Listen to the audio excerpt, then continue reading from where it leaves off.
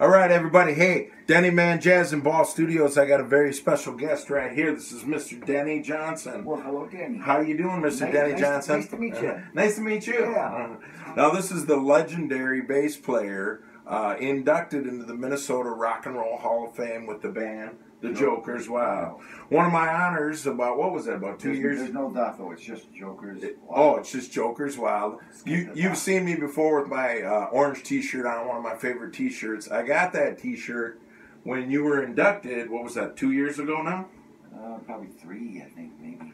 Probably Time flies when you're having fun, huh? And you and the original drummer, Peter Huber, was having a little bit of trouble at the time. So they asked me to sit in and play. I didn't get inducted, full disclosure, but Denny and Mr. Lonnie Knight got inducted, correct? Yeah, we did, and so did Pete, our old drummer. And so did Pete, yeah. And that was a fun time. And I thank you for playing that show. It was a good one. That was. And talk about Lonnie Knight a little bit. Now, you play. How many bands did you play with Lonnie?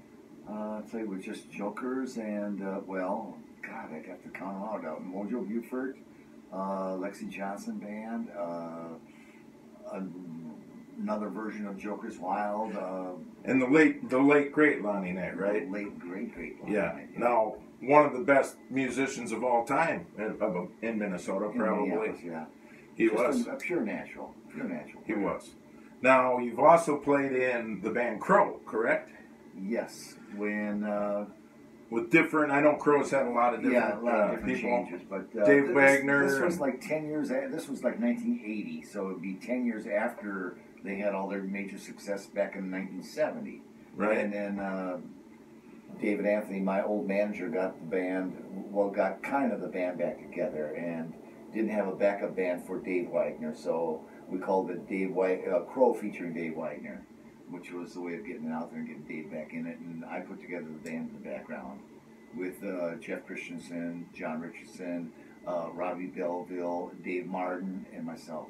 Nice. Backing up Dave. So this guy knows everybody. He's been around for a long time. We'll talk about what hopefully I'll be around a little bit longer. We'll talk about what he's doing here in just a second. We'll get to all that crazy stuff, how he knows Denny Man Jazz. But first, so you played in all kinds of bands. Now you're doing something. You've got your own website, and you interview people. MiniPaulMusic.com. And what's it called? I'm sorry, I was talking. MiniPaulMusic.com.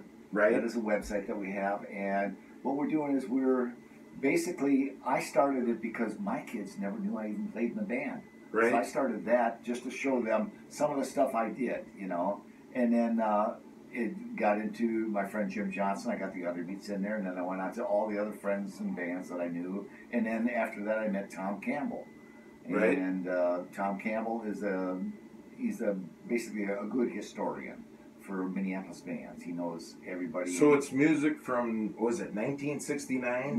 Well, we're basically doing 1955 to 1975 right now because, okay, 55. hate to say it, folks, but you got to get the ones that are dying first, because if you grab the new ones and go back for the old ones, they won't be there.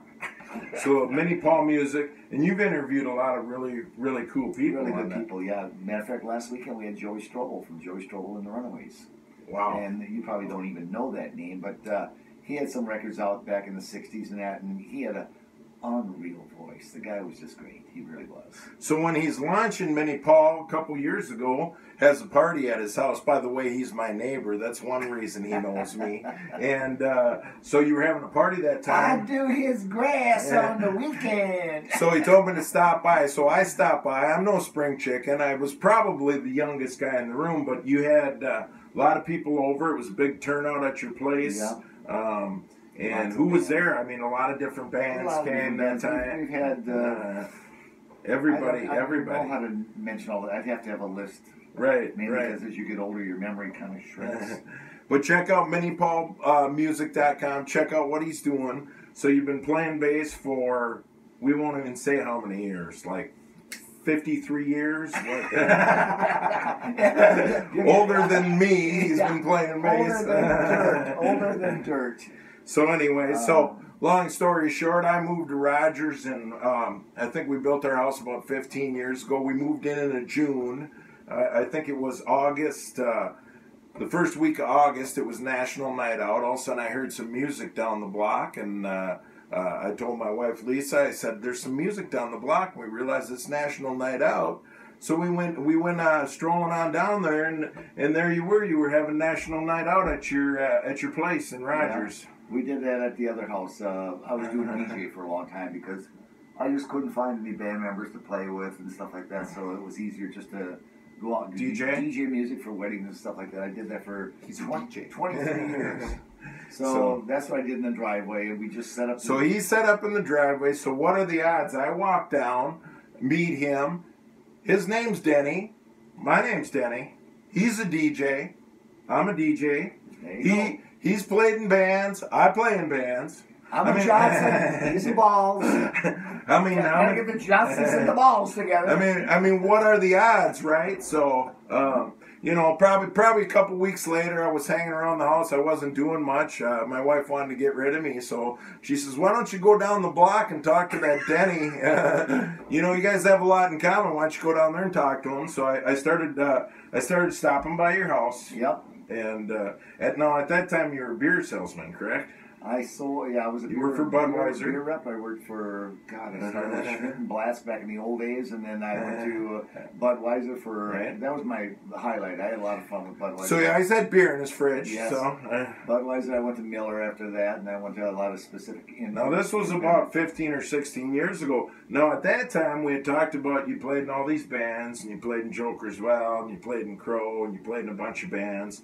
The guy's got pictures all over his wall. He's got a whole wall of albums, whole wall of CDs. The wall of shame. The wall of shame. And but at that time you really weren't playing, right? No, much. I wasn't playing that much. No. You kind of. I took off like 11 years to be with my family. I raised my kids and stuff like that, and I got involved in every single thing they did. I went to all the school events. I went to everything, and that's what I thought was more important than playing with a bunch of buddies. But after a while, my kids started playing drums. Ando Johnson, we love Ando. He started getting in bands, and then all of a sudden I started getting the bug again. We put together the studio, and he was recording stuff, and now he's recording out in L.A. Right, and Ando used to come over. Ando took my daughter to like one of the first dances they ever went to, and Ando used to come over and play my drums. Phenomenal drummer. Ando's out in California. Shout out to Ando in California. Hey, California! And good-looking kid, Ando, isn't he?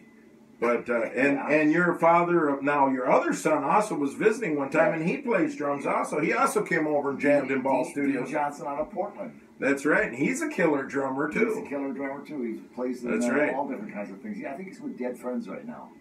So at the time I met you, you kind of had it hung up. You had it in the closet, and then how long? Then I whipped it out. No. Then how long did I actually goat you to come over and play with me? But you never did it. You asked me to come over here for probably 3 or 4 years, and I never showed up. Yeah. No, more like 10 years. Everybody, it was 10 years. Okay,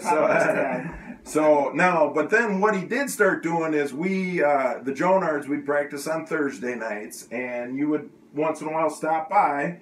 The beer guy with a bunch of beer. I bring beer over and listen to you guys play and just drink beer. Bring beer.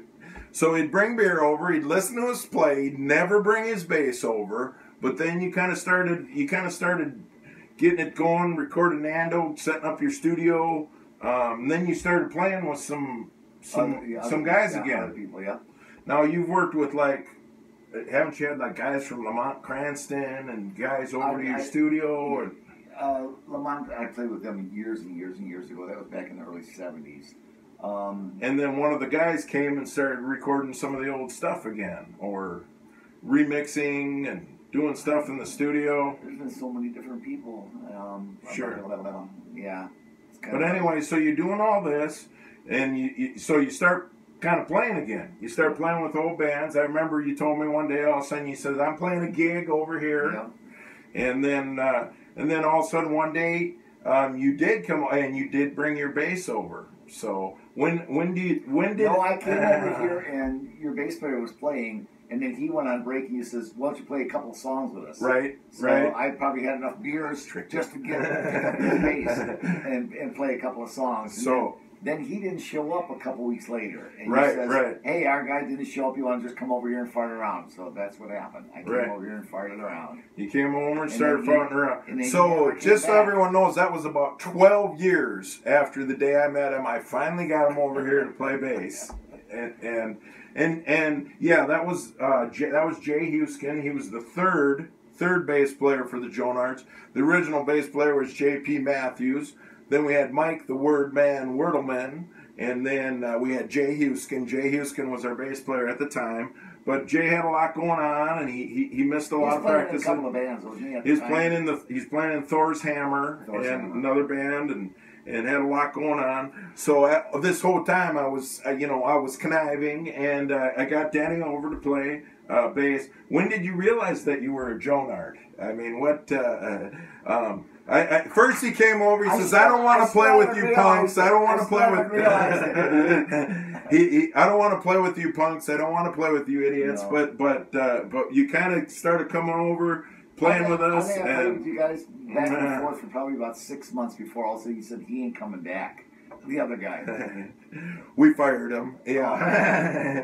No, I'm just kidding. No, we didn't. Jay Huskin had erase that part. But that's so what you about doing interviews. You always got to say nice about everybody. There can't be a bad thing. So you started playing with the Jonards, and you do other things too. You play with the Litter. I play with the Litter right now. I played with the Silver Plays Brothers. with the Litter, man. Come on. I played with the Silver Brothers for a few years. Right. There's a couple other bands in there.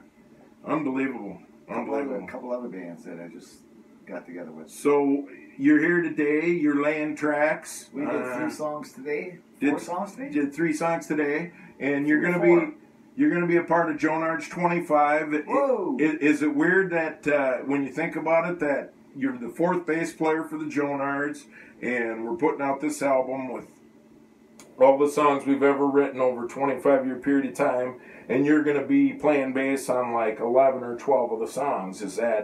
What does that feel like? Is that... that feels pretty good, except for I just hope that by the time you get the group picture together, mine's not in a box. Right. Or an urn. See that little urn in the corner? That's Denny. Well, we appreciate it. We appreciate you coming over playing. He's made us much better as a band. You're looking at the best bass player in Minnesota, in the Twin Cities. This guy's been around forever. This is Denny Johnson, inducted into the Minnesota Rock and Roll Hall of Fame. Hey, man, thanks for coming over. Thank you much. Thanks for putting up with me. I'm not worthy. Thanks for putting up with me for 16 years. All right, brother? Love you, man. This guy's the best. I'm telling you what.